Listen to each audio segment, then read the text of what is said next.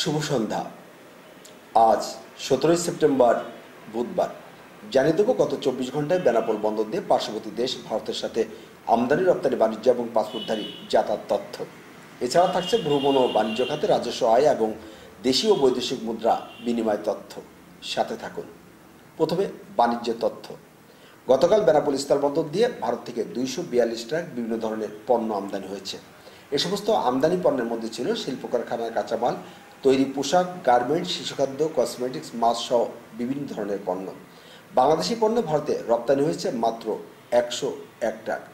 এ সমস্ত রপ্তানি পণ্যের মধ্যে উল্লেখযোগ্য ছিল 8 ট্রাক ইলিশ। আমদানি বাণিজ্য থেকে সরকারের রাজস্ব আদায় হয়েছে প্রায় 15 কোটি টাকা। এবার পাসপোর্টধারী যাতায়াত তথ্য।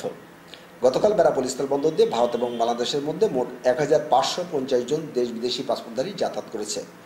এই সমস্ত পাসপোর্টধারীদের মধ্যে বেনাপোল বন্দর দিয়ে ভারতে গিয়েছে 893 জন এবং ভারত থেকে ফিরেছে 657 জন। ফেরত আসা পাসপোর্টধারীদের মধ্যে বাংলাদেশি ছিল 580 জন এবং ভারতীয় ছিল 311 জন। এ সময় ভ্রমণ খাতে সরকারের রাজস্ব আদায় হয়েছে প্রায় 15 লাখ টাকা। দেশি ও বৈদেশিক মুদ্রা বিনিময় তথ্য। স্থানীয় মানি চেঞ্জারগুলোর তথ্য মতে আজ বাংলাদেশি 100 টাকার বিনিময়ে ভারতীয় রুপি পাওয়া গেছে 73 টাকা 10 পয়সা। অপরদিকে ভারতীয় 100 রুপির বিনিময়ে বাংলাদেশি টাকা মিলেছে 136 টাকা 50 পয়সা। প্রতি ইউএস ডলারের ক্রয় মূল্য ছিল 124 টাকা 50 পয়সা এবং বিক্রয় মূল্য 125 টাকা 50 পয়সা। সাথে থাকার জন্য ধন্যবাদ। নিয়মিত এ ধরনের তথ্য পেতে যুক্ত থাকুন আজকের কথা ফেসবুক পেজ ও ইউটিউব চ্যানেলের সাথে। সে পর্যন্ত সবাই ভালো থাকবেন, সুস্থ থাকবেন। আল্লাহ হাফেজ।